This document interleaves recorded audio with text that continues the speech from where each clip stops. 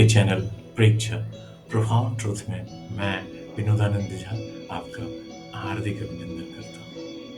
हिंदी भाषा में नित्य प्रयोग किए जाने वाले भिन्नार्थी शब्दों की श्रृंखला में हम आज संक्षिप्त चर्चा करेंगे अस्मिता, अहंकार, अभिमान, दंभ, दर्प, मद, घमंड और गर्व पर। इन शब्दों का प्रयोग तो हम नित्य करते हैं, परंतु इनके सही अर्थ के विषय में कहीं न कहीं भ्रम जरूर है। तो चलिए आज हम चर्चा प्रारंभ करते हैं अस्मिता से। कभी-कभी व्यक्ति को अकस्मात अपने होने का अनुभव होता है। उसे जब अपने परिवार, समाज अथवा देश के वास्तविक स्वरूप, उसके योगदान और विलक्षणता के बारे में पता चलता है, तो उसकी अनुभूति ही अस्मिता है।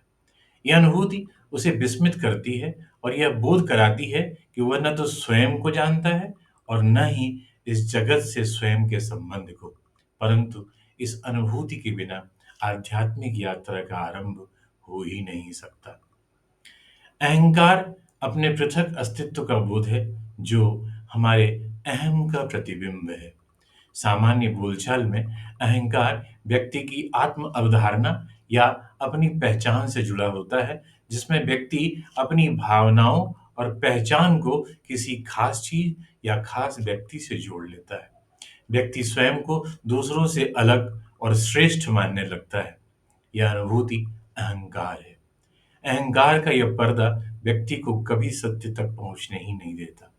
जब साधना और समाधि से यह सुनहरा पर्दा उठ जाता है, तो व्यक्ति पाता है कि सब कुछ जुड़ा ही हुआ है, कुछ भी पृथक नहीं है। अभिमान स्वयं के विषय में स्वयं अपनी मान्यता से है, जो अहंकार से ही उत्पन्न होता है। ये कितने आश्चर्य की बात है कि गोरे, काले, लंबे, बौने, बुद्धिमान, मंदबुद्धि, उच्च जातीय, निम्न जातीय, धनी और निर्धन आदि होने पर व्यक्ति अभिमान का बोध करता है, जबकि इनमें किसी पर भी उसका कोई नियंत्रण नहीं है। अभिमान स्वीकृति व तादात्म्य पर आधारित है। कोई भी व्यक्ति किसी भी समय सहजतापूर्वक इसे अस्वीकार कर इससे मुक्त हो सकता है। दंभ का तात्पर्य किसी प्रकार की योग्यता न होते हुए भी स्वयं को सबसे बड़ा समझना है। अन्य मुझे श्रेष्ठ माने, ऐसी कामना अथवा मैं ही सबसे श्रेष्ठ हूँ, ऐसा सिद्ध करने की चेष्टा ही दंभ कहलाती है। इसमें श्रेष्ठ बनने पर नहीं, बल्कि अन्य व्यक्तियों द्वारा श्रेष्ठ माने जाने पर जोर होता है। इसके कारण व्यक्ति निर्लज्ज, वाचाल व स्वप्रशंसक बन जाता है। एक व्यक्ति काम पूरा न होने पर झूठा बहाना बनाता है, यही तो दंभ है। दंभ व्यक्ति को अपने दोष छिपाने के लिए प्रेरित करता है, जिससे दोष और भी दृढ़ हो जाते हैं। दर्प का तात्पर्य नियम विरुद्ध करके भी अपनी पीठ स्वयं ठोकना और दूसरों को तुच्छ व नगण्य मानने से है। यह व्यक्ति को क्रूर, अत्याचारी और दुस्साहसी बनाता है। दर्प के कारण व्यक्ति अधीनों व आश्रितों के साथ दुर्व्यवहार तो करता ही है, साथ में स्वयं को सृष्टि का एकमात्र केंद्र समझने लगता है।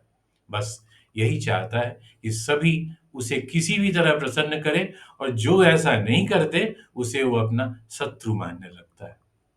अब बात है मद की। मद वह प्रमाद अर्थात नशा है, जो किसी व्यक्ति को सही गलत या परिणाम का विचार किए बगैर अनुचित कार्य करने की दिशा में ले जाती है।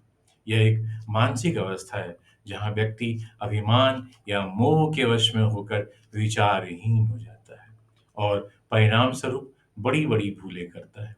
धन, पद, बल, यौवन, विभूति, कौशल, विषय ज्ञान आदि की प्राप्ति से ही मद की उत्पत्ति होती है, और इसके वशीभूत होकर व्यक्ति अपने माता-पिता और पूज्यजनों का भी तिरस्कार और अपमान करने लगता है। बात आती है घमंड की।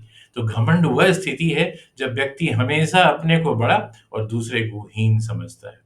घमंड दूसरों के प्रति अवमानना की प्रवृत्ति से जुड़ा एक नकारात्मक भाव है। यह एक ऐसी भावना है जिसमें व्यक्ति अपनी उपलब्धियों को बढ़ा-चढ़ाकर प्रस्तुत करता है और दिखावा करता है। अक्सर घमंड आत्महीनता या असुरक्षा की भावना को छिपाने के लिए किया जाने वाला व्यवहार होता है। घमंड में व्यक्ति दूसरों को अपने से नीचा समझता है और उनका अपमान करता है। कहते हैं कि घमंड सिर चढ़कर बोलता है और घृणा का भाव उत्पन्न करता है।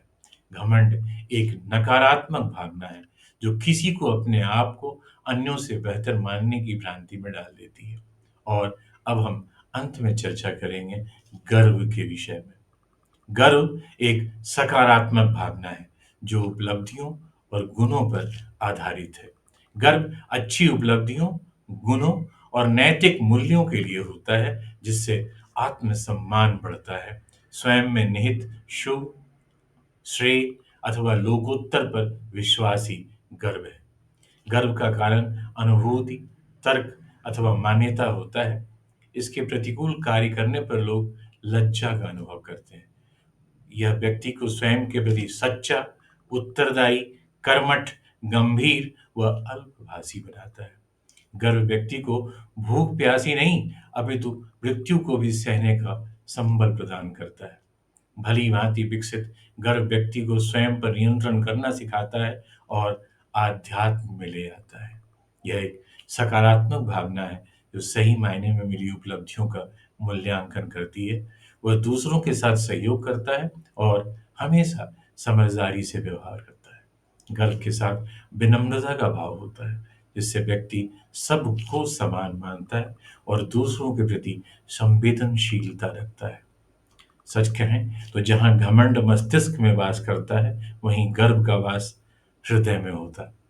मित्रों, भिन्नार्थी शब्दों की श्रृंखला में आज हमारी चर्चा अस्मिता, अहंकार, अभिमान, दंभ, दर्प, मद और घमंड तथा गर्व जैसे रोजाना प्रयोग में आने वाले शब्दों पर केंद्रित थी।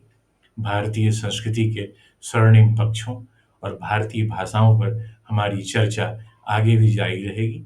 अगर आपको ये वीडियो पसंद आया हो तो लाइक ज़रूर करें, शेयर करें और ऐसे ही प्रेरणादायक कंटेंट के लिए सब्सक्राइब करें विकसित भारत 2050 पर प्रेक्षा चैनल को।